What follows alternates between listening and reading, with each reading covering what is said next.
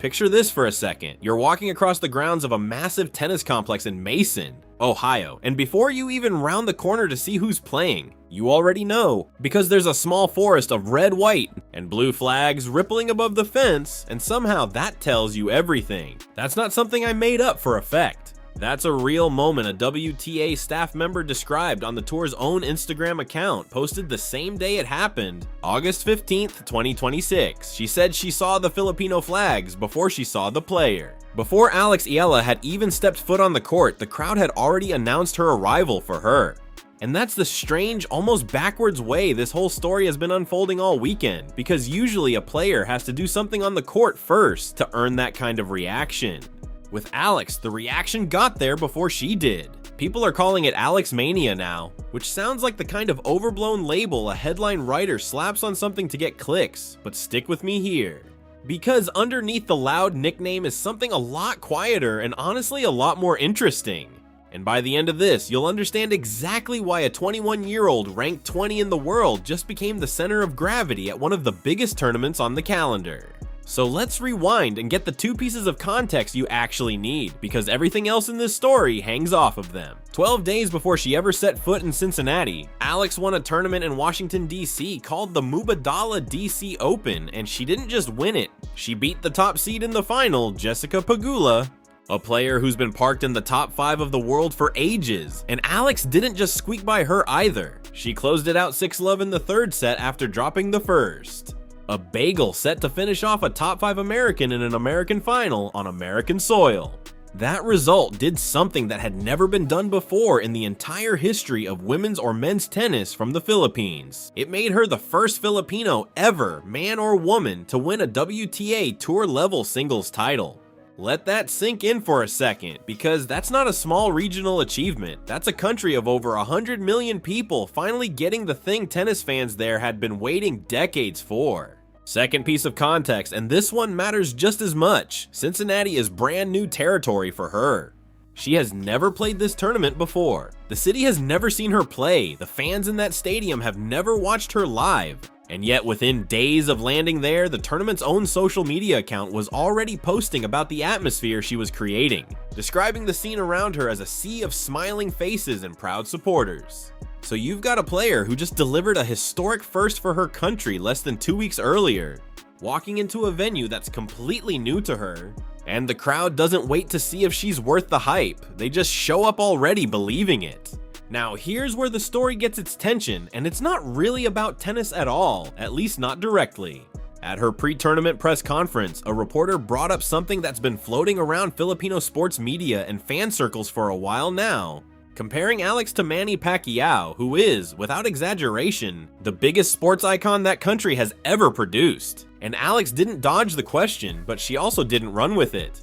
She said it had genuinely never crossed her mind, growing up watching Pacquiao fight on television back home, that one day people would be putting her name in the same sentence as his. She said in her own words that she was still very, very far from his level, and that their paths, their journeys were completely different things. That answer right there is the real tension of this whole weekend, because it's measured, it's grounded. It's a young athlete trying to keep her feet on the ground while the entire wave around her is doing the opposite. The crowd isn't asking permission to compare her to a legend, they're just doing it, flags and all. And she's the one standing in the middle trying to keep both feet on solid ground while everyone else is ready to hand her a crown she hasn't even asked for. That's the weight she's carrying into a third-round match against a top 10 American on American hard court, and it's a weight her ranking alone never prepared anyone for. Being ranked 20 in the world gets you a spot in the draw. It does not get a tournament's marketing team posting about you before your match. It does not get a WTA employee recognizing which court is yours purely by the flags hanging over the fence. So where's the actual proof this isn't just a nice story someone's spinning up? It's not coming from Filipino tabloids or overexcited fan pages, and that's important. On the same day, August 15th, both the official Cincinnati Open account and the official WTA account posted separately about the crowd around her. Two institutional voices, the tournament itself and the tour itself, both choosing to highlight the same 21-year-old on the same afternoon. That's not fans hyping up their favorite player online. That's the sport's own machinery noticing something and deciding it's worth talking about. And it's not happening in a vacuum either, because none of this crowd energy appeared out of nowhere. It's been building for months. Go back 12 days before Cincinnati and you've got that DC Open final against Eala, coming back from a set down to close it out with a bagel. Before that, she made the 4th round at the Canadian Open up in Toronto. Before that, by her own account at the Cincinnati Presser, she had a run at Wimbledon that included her first ever win on center court, which for any tennis player, let alone someone this young, is a genuinely enormous milestone. Add it all up and her season record walking into Cincinnati sat at 37 wins against 19 losses. She'd already banked more than $1.6 million in prize money for the year according to her official WTA page. And she'd climbed 8 spots up the rankings on the back of that DC title alone. Arriving in Cincinnati officially ranked 20th in the world, with some reports having her live ranking as high as 18. This isn't a viral moment that happened out of thin air. This is 12 months of steady, relentless accumulation that finally caught up with itself and showed up all at once in the stands. Now here's the part of the story that stops being something you can just read off a stat sheet, because the real heart of this is in her own words. At that same Cincinnati press conference, someone asked her directly whether the spotlight felt heavy or felt fun, and her answer was honest in a way that felt refreshingly unscripted. She said it can genuinely be both. There are moments it feels heavy, there are moments it feels fun, but she's aware the whole thing is a pretty wild experience and she's just trying to take it in as it comes. That answer on its own is fine. It's the kind of thing athletes say all the time. But then, hold it up against something else she said just moments later about a trip she took home to the Philippines earlier in the summer. She said that trip opened her eyes. She admitted she's sometimes out of touch with just how big her impact back home actually is, living most of the year on tour, chasing points and ranking spots across different continents. And then she said one line that, without either of you realizing it at the time, basically predicted this entire weekend. She said it's crazy how inspiration can affect other people, and to what depth. She said that weeks ago, talking about what she witnessed when she went back to visit her home. Country, and saw firsthand what her success meant to people there. And then this past weekend, the exact same thing happened in reverse. Instead of her traveling to see her fans, they traveled to see her. Filipino supporters, according to local sports outlets, showed up in Cincinnati from all over the United States, not just from Ohio or nearby states, but from genuinely different corners of the country, packing the fence around the practice courts and filling up sections of Tony Trabert Stadium. The current she'd described weeks earlier just flipped direction, and she found herself standing right in the middle of it, 6-1, 3-love up on her opponent, before lightning rolled in and shut the whole thing down. That, more than the score, more than the win, is really the emotional core of everything happening in Cincinnati this weekend. And the backing for calling this a genuine phenomenon rather than a one-weekend spike doesn't stop at social media posts either. Former Grand Slam finalist Greg Rusedski, someone who actually reached a US Open final himself back in '97, went public saying he wasn't worried about how she'd handle her Cincinnati draw, which might sound like a small thing, but coming from someone with zero obligation to say anything nice, it carries weight. And Jessica Pegula, the very player Alex beat in that DC final, spoke afterward about how impressed she was with the way Alex handled that comeback, comments that ended up picked up by major outlets. None of these are Filipino commentators. None of these are die-hard fan accounts with an obvious rooting interest. And that distinction matters a lot, because if the only people talking up this phenomenon were people from her own country, you could reasonably write it off as national pride doing what national pride does. But that's not what's happening. Tennis legends, rival players, the tour's own marketing team, they're all independently landing on the same conclusion.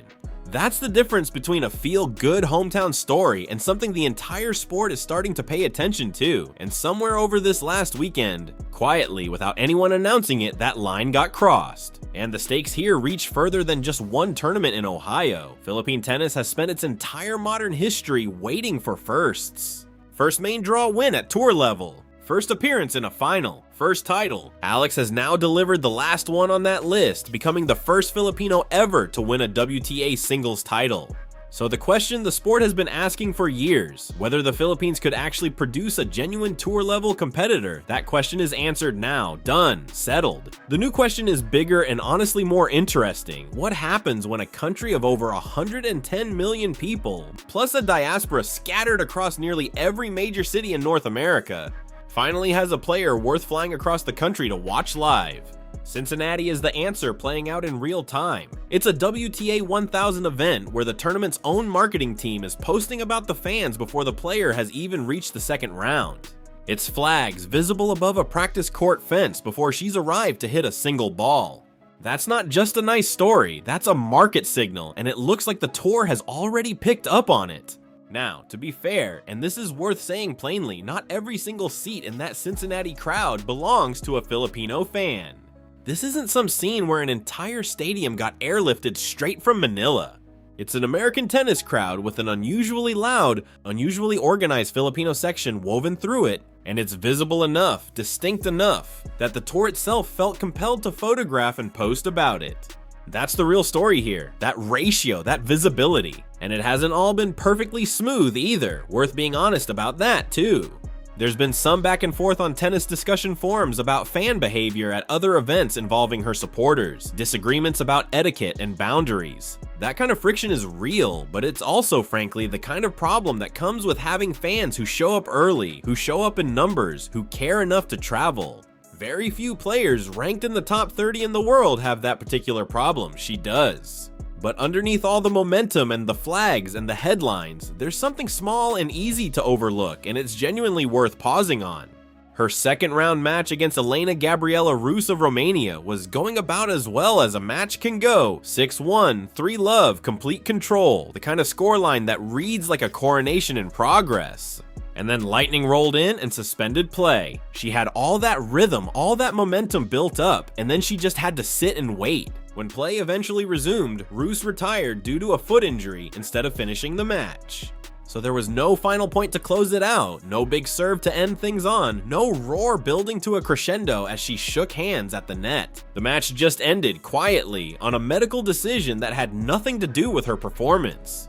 And here's the thing, she'd actually addressed this exact idea before it even happened. At her pre-tournament press conference, she talked about momentum, saying it's a thing, sure, but it's not something concrete. It doesn't guarantee you anything. She said that before the storm rolled in. And then the storm rolled in and proved her completely right. Now she walks into a third round match against Amanda Anisimova, the world number 10, the 9th seed in the draw. An American playing on American hardcourt, someone who's been a runner-up at both the US Open and Wimbledon. This will be their first ever meeting on tour. And Anisimova herself, in her own post-match comments, said she hasn't played Alex before, called her incredible season, mentioned how many fans she's built up, and said she expects the stadium to be absolutely packed and the whole thing to be a lot of fun. Alex has to walk out there and rebuild that rhythm completely from scratch, in front of a crowd that isn't going to let her be low-key about any of it. A crowd that's already treating this match like the moment the whole weekend has been building toward. That's the real vulnerability sitting underneath this story. It's not really about whether she wins or loses. It's that she has to walk back onto a court she never actually got to properly finish walking off of. So where does that leave her tonight, the night before this third round, standing at the edge of a match that a lot of people are calling the most anticipated matchup of the tournament so far? It's not the room her ranking alone would put her in. Being ranked 20 gets you a locker room spot at a WTA 1000 event. It does not get the tournament's own account posting about you the same day as your second round match. It does not get a tour employee recognizing your court purely by the flags waving above the fence before you've even shown up. It does not get fans booking flights from different corners of the country to watch you play in a city you've never competed in before. The room she's standing in tonight is the room where the tour itself has started writing her name into its own captions, its own storylines, its own marketing. And that's a much smaller room than people realize. Not every top 20 player gets invited into it. Honestly, not every top 10 player does either. She said weeks ago that it was crazy how inspiration can reach other people, how deep that impact can go without you even realizing it. And the people she was talking about back then have now returned that inspiration right back at her. In flags, in flights booked on short notice, in a Saturday afternoon in Ohio where a match technically ended without a final winning shot, and the crowd stuck around anyway because leaving never crossed their minds. And through all of it, she still won't fully accept the Pacquiao comparison, still keeps a respectful distance from it every time it comes up. And honestly, that refusal might be exactly why the room keeps getting bigger around her. The people posting about her, the tour, the tournament, rival players, they're not doing it because she's chasing the spotlight or leaning into the hype. They're doing it because she isn't, because there's something genuinely compelling about watching someone handle this level of attention with that much restraint. Anisimova is next, a first career meeting between two players who will almost certainly cross paths many more times before their careers are done. Whatever the scoreline ends up being when that match wraps up, one thing seems pretty clear at this point: the room she stepped into this weekend in Cincinnati isn't shrinking back down anytime soon. If you want to see what she does with all of this, stick around, because the next chapter of this story is the one where we actually find out whether the room she's standing in right now is a room she grows into, or a room that ends up growing right alongside her.